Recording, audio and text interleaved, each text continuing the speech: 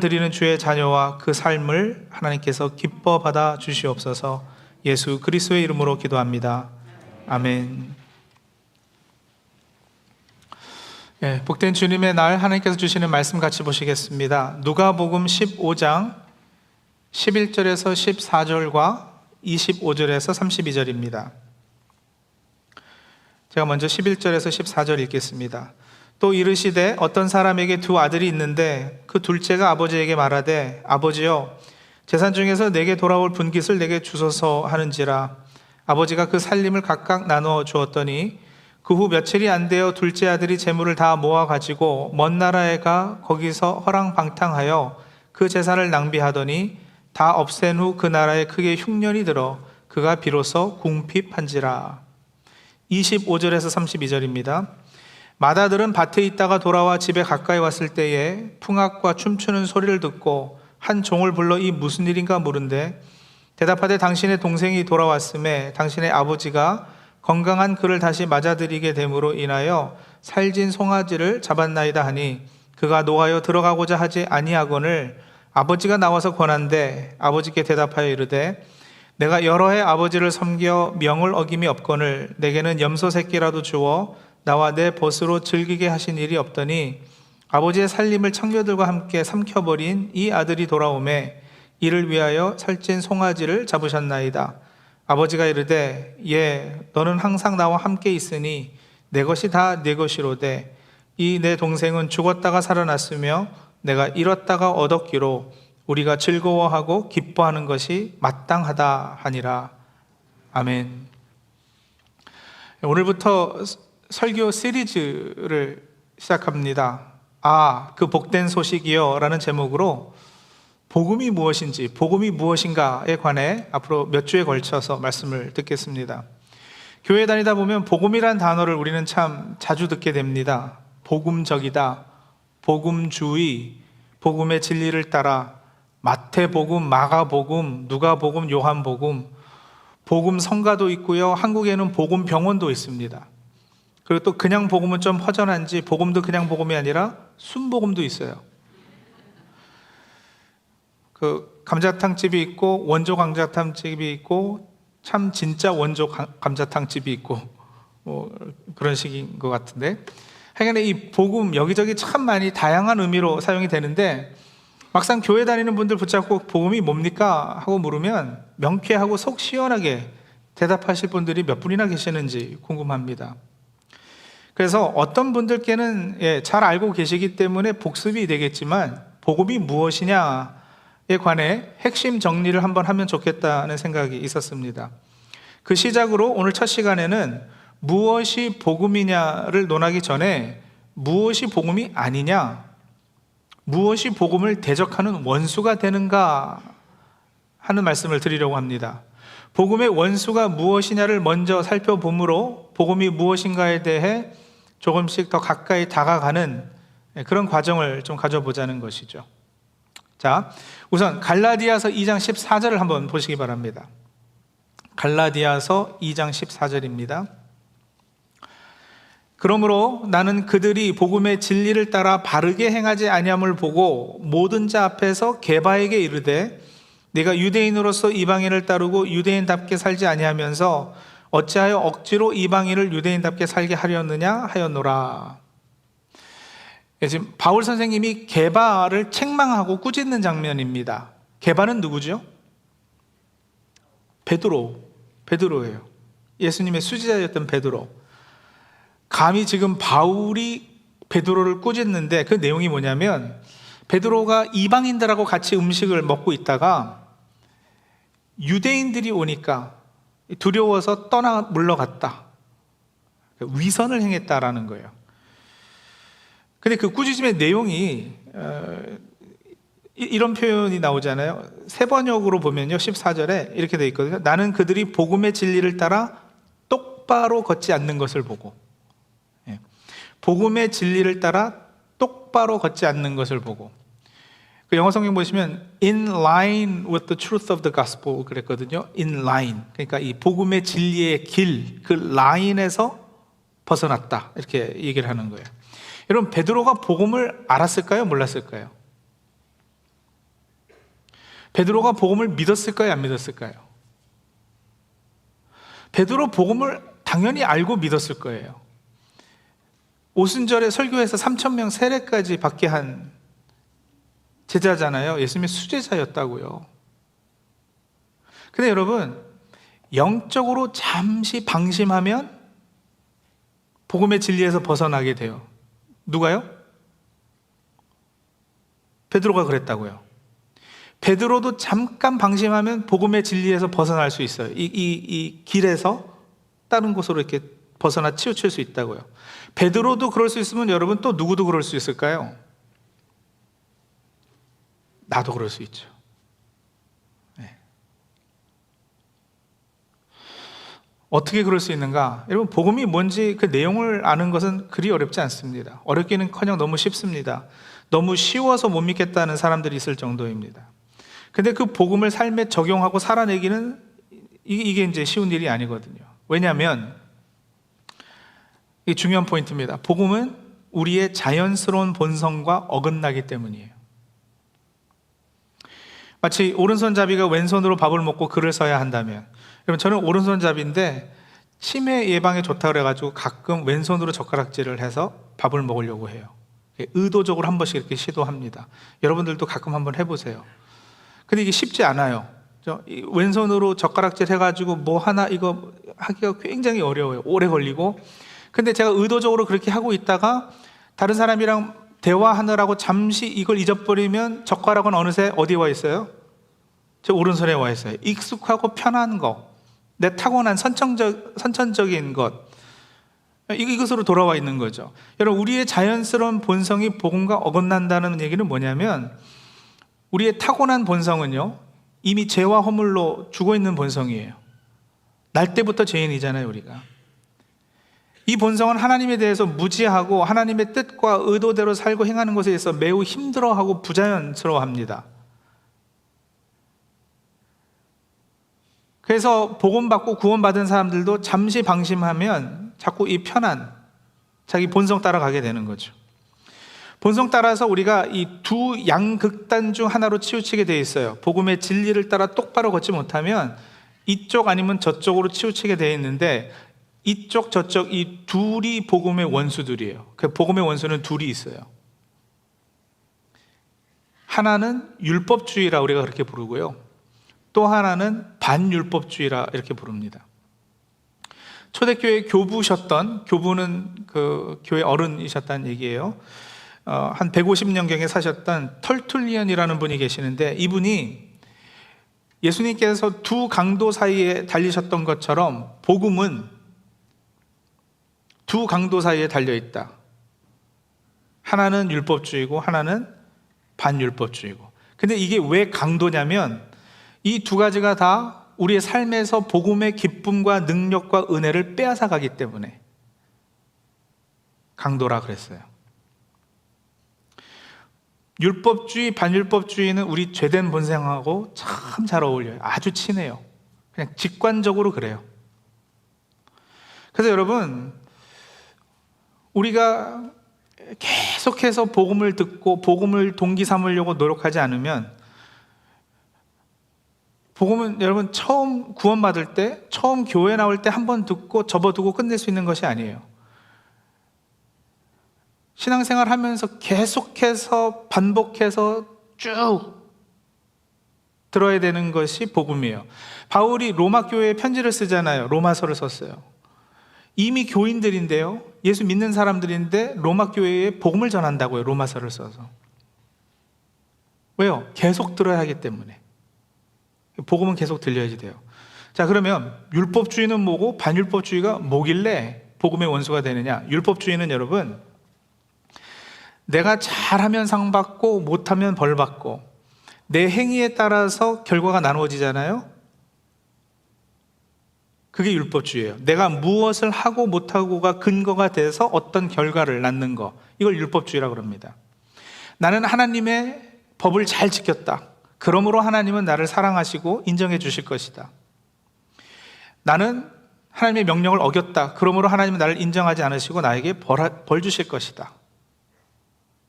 여러분, 이 근거요 뿌리가 나 자신인 거죠. 내가 근거요 뿌리면 하나님은 뭐냐면 내가 무엇을 하고 안 하고에 하나님은 반응하는 존재로 전락되는 거예요. 이게 율법주의예요. 사실은 그 반대여야 되거든요. 복음은 하나님께서 모든 것의 근원, 근거가 되시고 하나님께서 나에게 베푸신 은혜에 내가 반응하는, 믿음으로 반응하고 감사로 반응하는, 이게 복음인데 율법주의는 그거를 반대로 하는 거예요.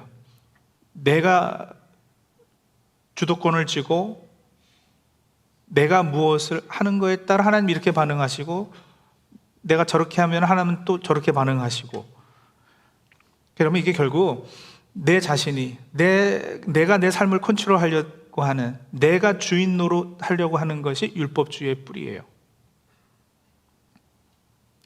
반율법주의는 뭐냐? 이거 율법 폐기론주의라고 부르기도 하는데요. 하나님께서 나는 이미 인정해 주셨기 때문에, 또 예수님께서 우리를 대신해서 모든 율법과 계명을 완벽히 지키셨기 때문에 우리는 더 이상 이런 도덕법에 매여 있을 필요가 없다라고 말하는 것이 반율법주의예요. 10계명 필요 없다라는 거예요. 왜요? 예수님께서 다 완벽히 성취하셨으니까. 예수님을 주로 고백하는 우리는 죽으면 천국 가요, 지옥 가요? 천국 가요. 이미 나는 천국 티켓을 따놨으니 이제 뭐 아무렇게나 살아도 되겠네, 뭐 막 살아도 되지 뭐, 이런 태도를 가지는 것이 반율법주의 성향에서 나오는 거예요.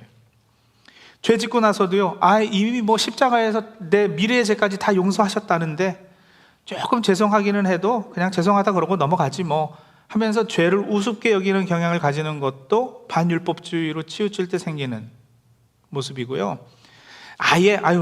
교회는 뭐하러 다녀? 하나님 없이 살 거야.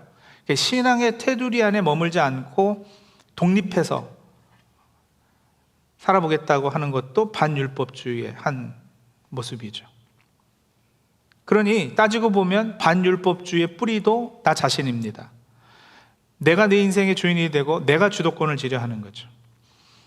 그렇게 율법주의, 반율법주의가 사실 같은 뿌리에서 나옵니다. 자신이 주인 되고 자신이 하나님 자리에 대신 앉아서 하나님을 하나님으로 인정하고 모시지 않는 것. 반율법주의는 대놓고 그렇게 하는 거고요. 율법주의는 하나님을 잘 섬기는 것으로 보이지만 교묘히 자신이 주체요, 자신이 근거 되기 때문에 마찬가지고요. 그래, 율법주의, 반율법주의 성향으로 치우치면 여러분, 하나님을 하나님으로 인정하고 제대로 모시지 않기 때문에 하나님과의 관계가 올바를 수 없어요. 하나님과의 관계가 깨어지죠. 하나님과의 관계가 깨어진 것을 성경에서 뭐라 그래요? 그걸 죄라고 그러는 거예요. 그래서 율법주의, 반율법주의가 복음의 원수입니다. 여러분, 율법주의, 반율법주의 이렇게 어려운 것 같지만 그런 성향을 지니고 신앙생활하는 거하고 복음의 진리를 따라 행하는 신앙의 모습은 달라요. 무엇을 함에 있어 동기가 다르고 그렇기 때문에 나타나는 모습도 달라요. 맺는 열매도 달라요. 복음이 동기되어서 진리를 따르게 될 때 경우들 한두 가지 살펴볼까요? 예를 들어서 우리가 크리스천으로 사업할 때 정직하게 해야 되잖아요. 그 부분에 있어서도요, 생각해 보세요. 저는 학부를 비즈니스 쪽 공부를 했어요. 어카운팅 공부하고 그랬거든요. 그래서 제가 들어야 했던 과목 중에 뭐가 있었느냐면 기업 윤리라는 과목이 있었어요. 비즈니스 에틱스. 거기 들어가서 깜짝 놀란 거예요. 왜 놀랐느냐? 제가 교회에서 배우는 얘기하고 똑같은 얘기를 해요. 정직해라. 아니, 교회에서도 정직해라 배웠는데 비즈니스 에틱스 클래스 들어가니까 결국은 그 얘기예요. 정직해라. 왜 그러나 보니까 여러분, 비즈니스는 많은 이윤을 남기는 것이 목표로 하는데 왜 정직하라 그러느냐면 이게 롱텀으로 길게 오래 장사하면서 이윤을 계속해서 남기려면 정직한 것이 더 낫더라는 거예요. 사람 사기쳐가지고 거짓말 해가지고 잠깐 큰 돈은 벌 수 있어도 그거는 그렇게 하면 장사가 나중에는 더 잘 안 되기 때문에 결국은 정직한 것이 이웃 남는 것에 더 유용하더라. 그래서 장사 잘 되는 거, 장사 안 되는 거. 그런데 교회에서도 똑같이 얘기한다고요. 정직해라. 왜요? 정직하게 기업 운영하면 하나님께서 복 주실 거다. 장사 잘 될 거다. 정직하지 않으면 하나님께서 벌하셔서 너 사업 망할 거야. 그래서 상과 벌, 이게 동기되는 것이 율법주의란 말이에요. 반율법주의는 뭐라고 하겠어요? 아유, 그 사업 운영하면서 거짓말 좀 해도 되지, 뭐 손님 좀 속여도 돼. 수단과 방법을 가리지 말고 돈만 벌면 돼. 그러니까 아예 법의 테두리를 신경도 안 쓰는 거고요. 그러면 복음의 진리를 따라 걷는 것은 어떻게 다르느냐? 사업을 왜 정직하게 운영해야지 되느냐? 여러분, 하나님께서 정직하신 분이기 때문에요. 하나님과 사귀다 보면 그분 성품 닮아가기 때문에 점점 정직해지는 것도 있고, 하나님과 사귀다 보면 그분 성품 닮고픈 마음이 불같이 일어나기 때문에 정직하기를 힘쓰게 되는 거예요. 또 하나님과 사귀다 보면 내가 사랑하고 존경하는 그분을 실망시키기 원치 않기 때문에, 저분은 정직하신데 내가 이렇게 부도덕하게 해서 돈 벌면 저분이 실망하시겠지. 그게 더 마음이 아프기 때문에. 그래서 혹 부정직하게 부도덕하게 신앙의 양심을 접어두면 큰 돈 벌 기회가 생겨도 그렇게 하지 않는 거예요. 떳떳하게 당당하게 안 하는 거예요. 그 기회 포기해요. 큰 돈 벌 기회를 포기하고 뭐 마음은 좀 쓰릴지 몰라도 하나님 앞에서 정직했기 때문에 마음속 깊은 곳엔 기쁨이 있는 거죠. 여러분, 같은 문제를 두고 대처하는 방법이 다르지 않아요? 동기가 다르지 않아요? 맺는 열매가 다르지 않아요? 상과 벌이면 늘 두려울 수밖에 없어요. 그런데 복음의 진리를 따라 행하면 늘 기쁨이 그 열매로 맺어져요. 고통과 역경과 어려움을 당할 때도 그래요. 우리가 살다 보면 막 고난당하고 힘든 일이 있고 이렇잖아요.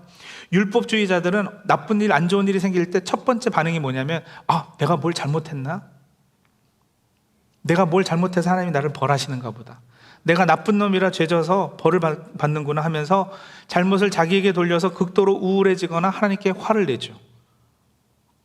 하나님께 뭐라고 화를 내느냐? 아니, 하나님, 제가 그렇게 교회도 열심히 다니고 헌금도 많이 하고 그랬는데 어떻게 나에게 이러실 수가 있습니까? 여러분, 그런 반응이 나오고 그런 불평이 나오는 것은 율법주의 틀 안에 계시기 때문에 그래요. 근데 그게 모든 사람들이 가지는 사실 종교성이에요. 모든 종교심이 다 그렇게 반응해요. 내가 무엇을 하고 안 한 것으로 율법주의는 원인과 결과를 찾아요. 율법 폐기론자들도, 반율법주의자들도 하나님께 화를 내죠.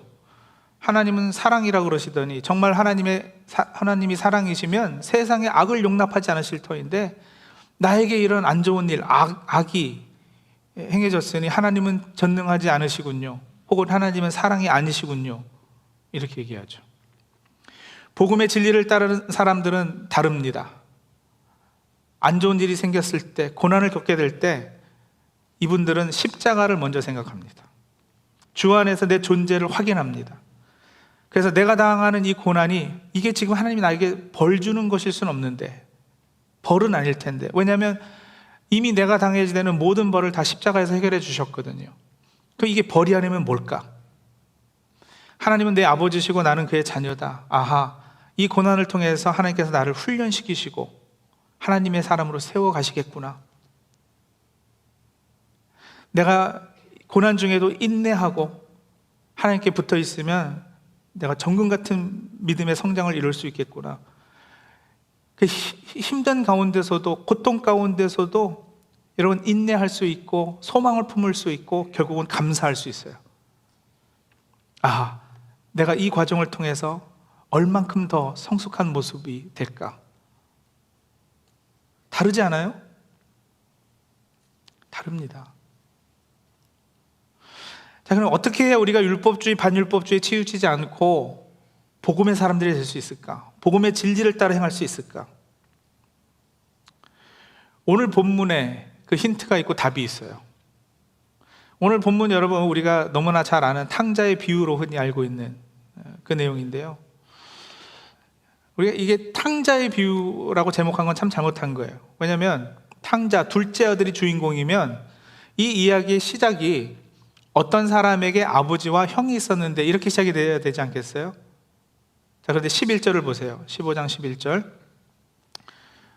이 비유가 어떻게 시작이 되느냐면 어떤 사람에게 두 아들이 있는데 이렇게 돼요. 어떤 사람에게 두 아들이 있는데, 그러니까 누가 주인공이에요? 아버지죠. 두 아들을 가진 아버지가 이 이야기의 주인공이에요. 두 아들이 있었어요. 두 아들이 다 중요해요. 아버지한테는.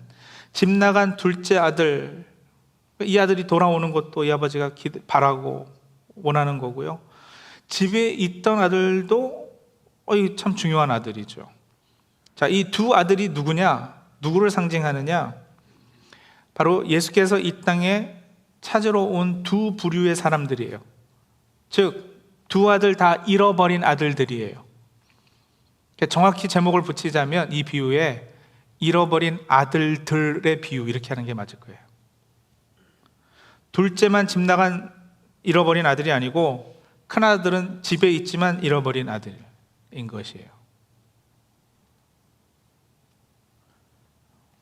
큰아들, 작은아들이 어떤 부류의 사람들을 상징하기에 둘 다 하나님께는 잃어버려서 되찾아야 했던 아들들이 되는가? 자, 여러분, 누가복음 15장 1절부터 한번 보겠습니다. 누가복음 15장 1절에서 3절이요. 모든 세리와 죄인들이 말씀을 들으러 가까이 나아오니 바리새인과 서기관들이 수군거려 이르되 이 사람이 죄인을 영접하고 음식을 같이 먹는다 하더라. 예수께서 그들에게 이 비유로 이르시되, 이랬어요. 자, 이게 이제 이 15장에는 여러분 잘 아시는 세 비유가 나오잖아요. 그죠? 잃어버린 양의 비유, 잃어버린 드라크마 동전의 비유, 잃어버린 아들들의 비유. 이 세 비유의 세팅이 1, 2, 3절이에요. 여기 보시면 세리와 죄인들이 한쪽에 이렇게 있었고요. 또 다른 한쪽에 누가 있어요?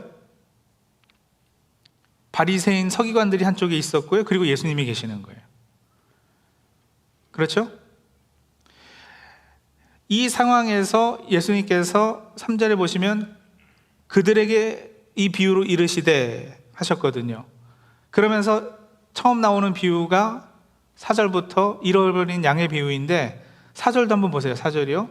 너희 중에 어떤 사람이 양 100마리가 있는데 그 중에 하나를 잃으면 99마리를 들여 두고 그 잃은 것을 찾아내기까지 찾아다니지 아니하겠느냐? 여러분, 양 100마리 중에 한 마리를 잃어버려서 그 잃은 양을 찾아 헤매고 찾으면 어깨에 메고 돌아와서 동네 잔치를 여는 사람이 누구예요? 잃어버린 양을 찾아 헤매는 분이 누구예요?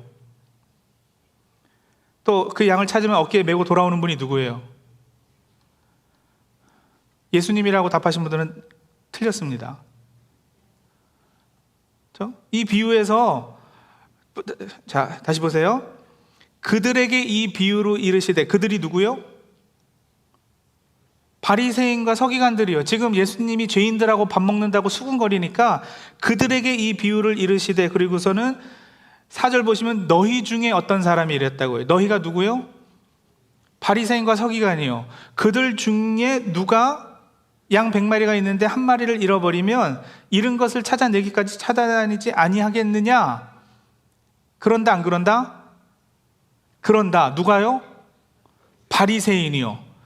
바리새인도 잃어버린 양 찾아 헤매고요. 찾아내면은 메고 와가지고 동네 잔치를 벌이는 거예요. 좋아서. 우리는 여러분 너무 이 어깨에 양 메고 오는 예수님 그림, 비탈길에 이렇게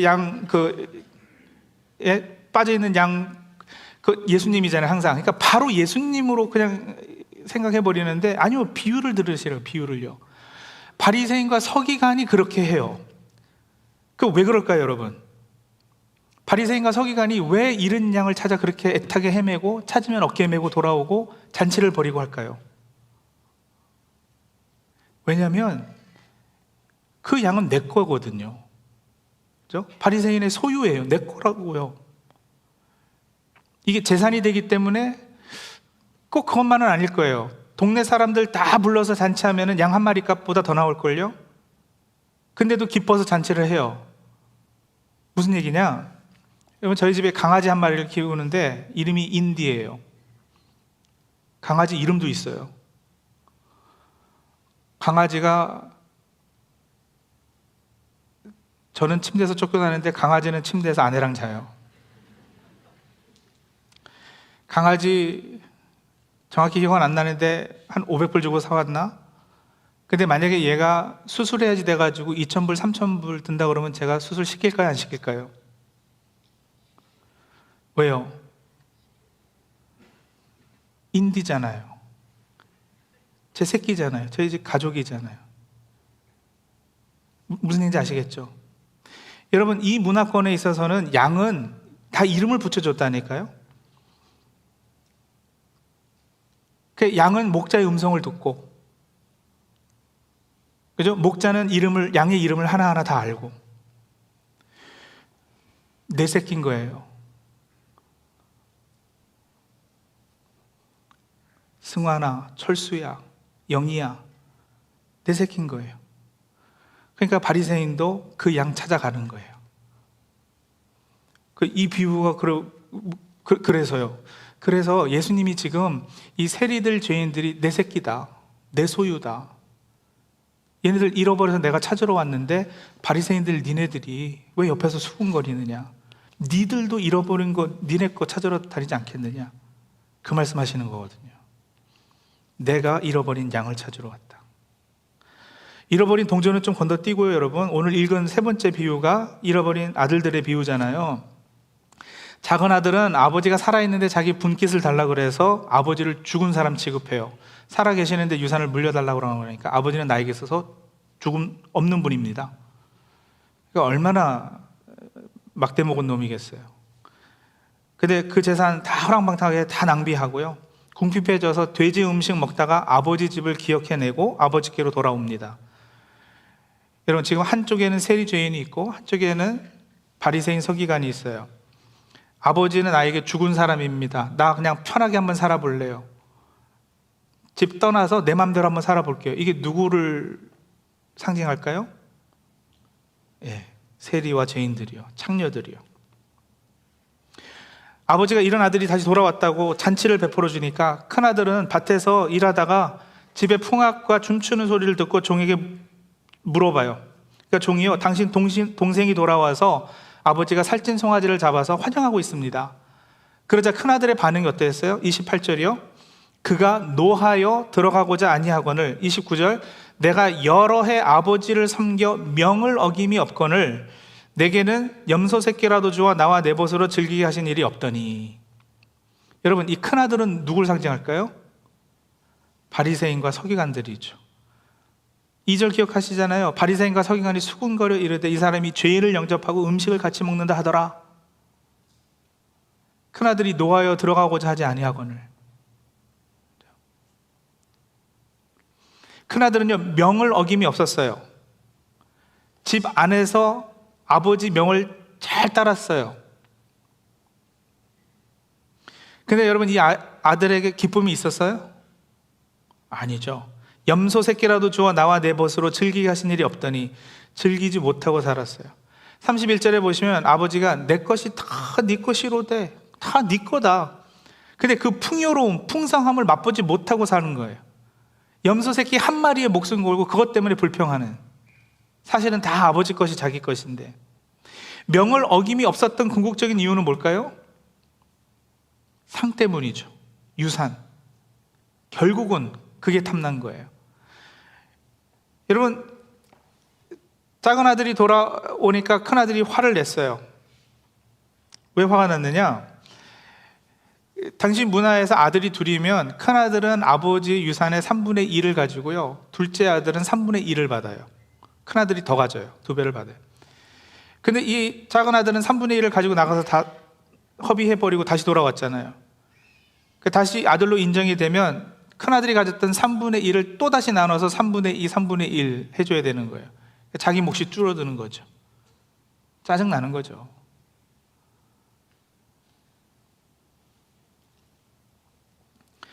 작은 아들도 아버지 재산이 탐이 났고요, 큰 아들도 아버지 재산이 탐이 났어요. 하나는 아버지 돌아가시기 전에 가져가고, 다른 하나는 그래도 좀 예의가 있어서 아버지 돌아가신 후에 차지하려고 그러는 거예요. 명을 어김이 없거늘 하고 자기 의를 내세웠지만, 여러분 사실은 그거보다 더 중요한 게 있지 않았을까요? 그건 아버지 마음을 헤아리는 거죠. 큰아들로 상징되는 바리새인 서기관들은 율법 정신과 그 의도는 잊어버렸어요. 율법은 선하고 좋은 겁니다. 율법이 나쁜 건 아니에요. 근데 하나님께서 우리에게 율법 주신 그 정신, 의도를 잊어버리고 문자적으로 율법을 지키려고 하다 보니 율법주의자가 되는 거예요. 명을 어김이 없었는데 아버지 마음은 헤아리지 못했어요. 아버지 마음은 작은 아들에게 가 있었거든요. 그러면 집에서 명 지키느라고 또 염소새끼 한 마리 주나 안 주나 그거에 신경 쓸 게 아니라, 여러분 작은 동생 찾으러 자기가 뛰쳐나갔어야죠. 그렇게 아버지의 마음을 헤아려 줬어야죠.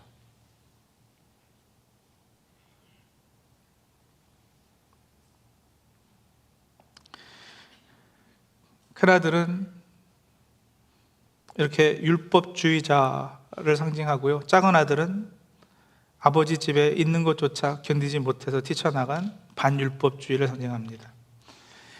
이 둘이 위험한 것은 이 둘 다 자기 자신이 주인 되려는 노력들의 결과이기 때문에 그래요.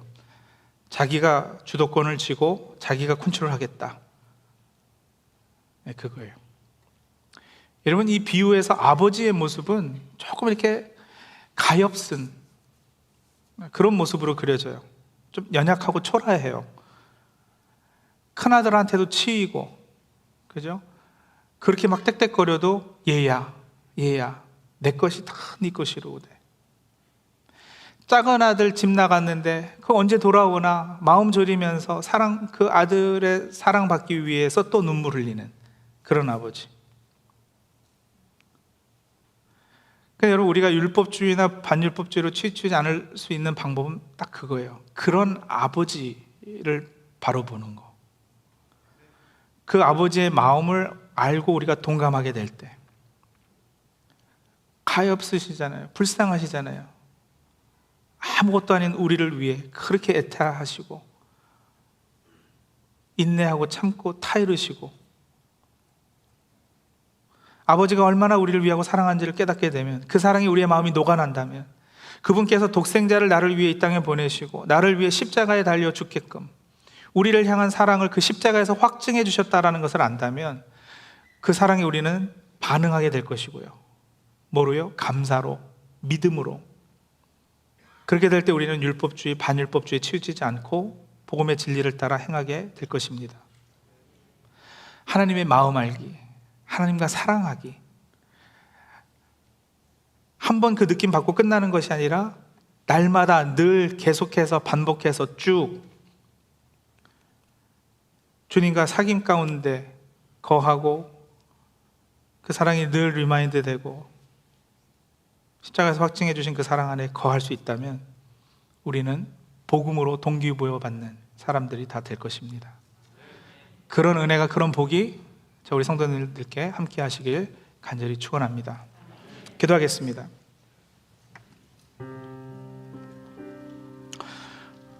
오늘 이 자리에 나오신 성도님들은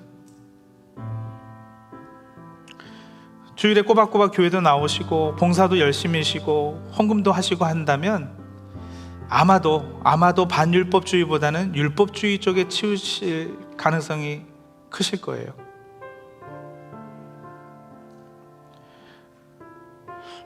목사님, 그거 어떻게 확인하죠? 내가 율법주의 쪽에 치우쳐 있는지 어떻게 확인하죠? 성도님, 어떤 어려운 일 당할 때, 고통, 고난이 닥쳐왔을 때 내 입에서 내가 뭘 잘못했길래, 내가 뭐 잘못해서 하나님이 날 벌하시나? 하면 확실한 신호입니다. 내가 명을 어김이 없거늘 나에게는 염소 새끼 한 마리도 하는 불평이 터져 나온다면 확실한 신호입니다. 열심히 봉사하는데 교회에서 알아주지도 않고 고맙다고 인사도 안 하고 그래서 섭섭함에 시험 들어 계시다면 율법주의 틀 안에 계시다는 확실한 신호입니다.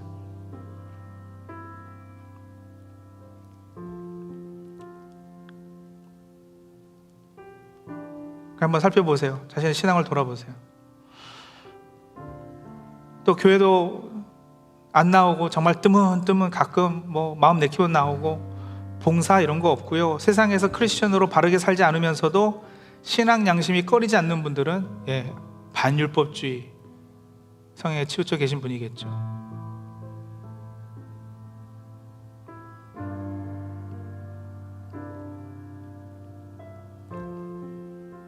근데 혹 어떤 계기를 통해 오늘 말씀이 들리셨다면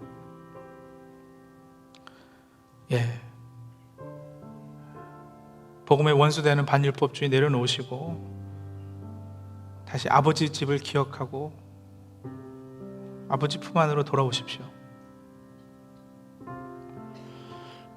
우리 성도들 그렇게 한번 자신의 신앙을 되돌아보고 하나님 마음과 내 마음이 합해지기를 위해서 우리 기도하실까요? 십자가에서 확정해 주신 그 사랑에 하나님 제 마음도 녹아지게 해 주옵소서. 이왕 신앙생활 하는 거 율법주의 반율법주의 치우치지 않고 복음의 진리를 따라 똑바로 걷게 주님 도와주옵소서.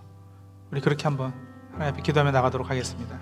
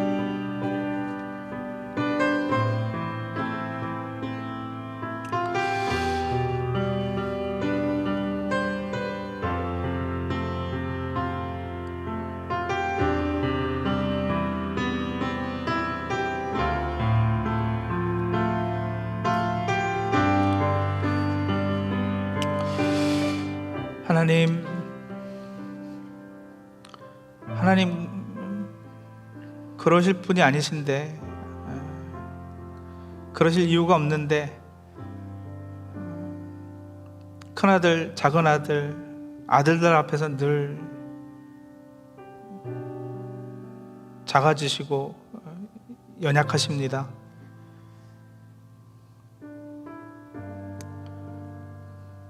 큰아들이 그렇게 늘 불평하고 대들어도